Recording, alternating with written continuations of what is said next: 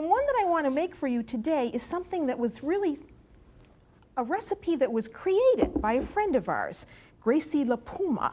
And she was a friend of my grandmother, Galasso's. And now it starts again with some yeast and water. And here I've got about 2 tablespoons of dry yeast in 2½ cups of warm water. And I've let it proof just like I did before. And now I really wanted to save this recipe, Gracie's recipe, as part of my own cooking tradition. And so I called her one day and I said, Gracie, I'd really love to have that recipe that you used to share with Grandma. And you know, Gracie was the kind of person who would come to our house, almost every week. And she was from Sicily, and she didn't speak very good English. She spoke in broken English. And my grandmother was from Naples.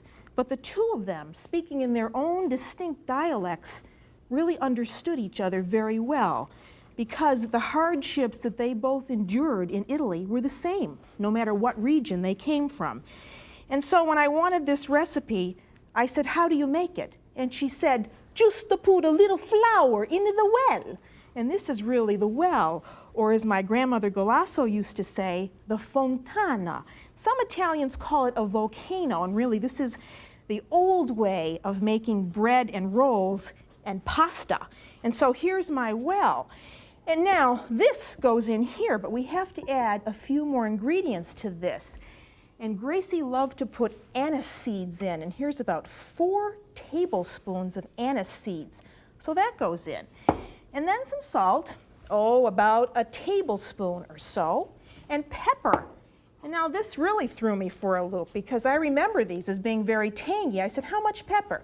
Oh, as much as you want, 4 ounces. I say 4 ounces, that's an awful lot of pepper. So I put in as much as I want. That's about a tablespoon.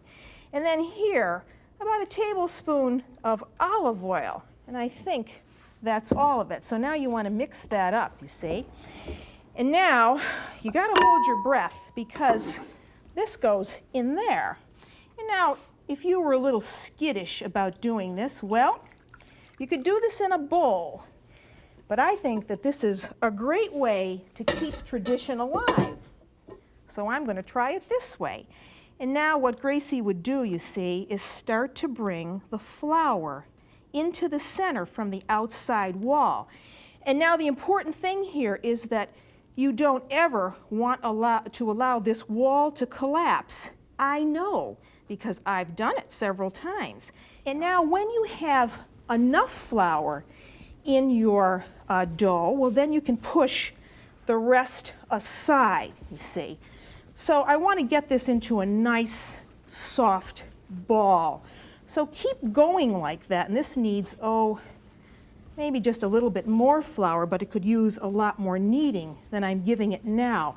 And of course, part of making this was to allow the dough to rest. So there, put it in and then get the oil over the top. And then again, I like to put plastic wrap over mine because that keeps the heat in the dough. And then set it aside. And you want to let that rise, for about 45 minutes, at least until it's double. And then it'll look something like this. You see, this is very nicely risen now. And now I can take this out and put it on my floured board. But now I've got to move out some of this flour because I didn't need all that. But of course, Gracie never did say exactly how much to use. So there, you see how wonderful that is. It's just very light and fluffy. And now I can really work this with ease. And it's just a very soft dough to move. And then get yourself a cookie sheet. And here's mine. And you just want to grease that lightly with a little bit of butter or olive oil. And then you can just take off pieces, you see, of dough like that and form them into rounds.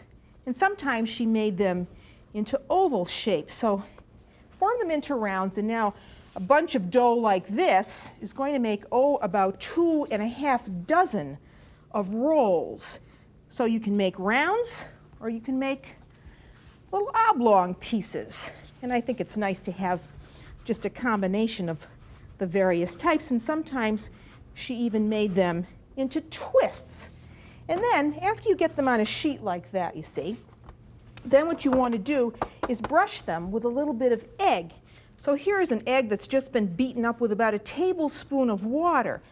And you just want to give that a nice light brushing, you see? Just like that. And then you can add some sesame seeds over the top. So this has got all kinds of things in it now. And then you want to take those and let them rise again, about 15 or 20 minutes. And when they're risen, you see, they'll look something like that. And now they're ready to go into the oven. So you want to put them into a 375-degree oven, for about 15 or 20 minutes, just until they're nicely browned. And then, when they're baked, they'll look like this, you see? You see they have just a very nice hard crust.